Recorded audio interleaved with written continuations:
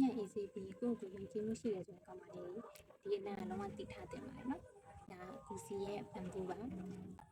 သူ့အနံ့လေးရတယ်သူ့အေးစေးအနံ့လေးကတိုင်းညံ့တဲ့တူတူလေးပြီးတော့မဖာကိုရလဲဆိုလို့ရှိရင်တနအားရနံလေးလို့မဟုတ်ရင်သူလက်တဖြူတုံးနံသူ့လိုသွေးလိုက်ရတယ်လို့အနံ့ရငြိမ်းပြီးတော့အရင်အေးစေးတယ်ပေါ့နော်ပန်းရနံလေးလည်းပါတယ်အဲ့လိုမျိုးပေါ့ဒီအေးစေးတဲ့ link ကလေးပေါ့ introvert ကလေးတွေပေါ့စကားတွေလည်းအများကြီးသိမပြောတတ်ဘူးကိုကနေကိုအေးစေးလိုအေးစေးစေးလေးပဲနေတတ်တယ်ဆိုတဲ့ကောင်မလေးတွေဒါလေးနဲ့ရမ်းလိုက်ဖတ်ပါတယ်အဲ့လိုကအလားအများကြီးပြင်မထားဘူးအလားအများကြီးလည်းပြင်မထားဘူးမထားဘူးပေါ့နော်ဒါပေမဲ့ဒါလေးစုပြီးသွားလိုက်တာနဲ့ကိုအလားကိုယုံကြည်မှုရှိနေပြီးတော့အေးဆေးနေတယ်ဆိုတဲ့ပုံစံမျိုးလေးပေါ့နော်ဒီတောင်းတနေရတဲ့စီနီယာမမကြီးပေါ့နော်လုပ်ငန်းခွင်မှာဆိုလို့ရှိရင်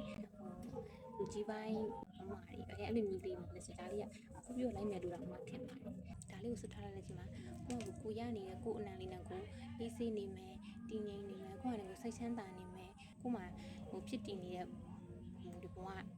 လေးကိုကျေနပ်ပြီးတော့ပျော်ရွှင်နေတဲ့ကောင်မလေးစေးတဲ့ကောင်မလေးရဲ့ပုံစံလေးကိုဖော်ဆောင်ပြပါတယ်ဘယ်လိုဝတ်စုံတွေနဲ့လိုက်မယ်ဆိုရင်သူကမြန်မာဝတ်စုံလေးနဲ့လိုက်မယ်နော်ငိုကောင်မလေးနဲ့ဖြစ်ဒါအဆင်ပြေပါတယ်ကိုအရင်တန်းလေးနဲ့ကို fresh ဖြစ်နေပြီးတော့လူချင်းမှုရှိနေစမယ်ရည်နာလေးဖြစ်ပါတယ်ကိုစီရဲ့ဘန်ဘူပါရှင်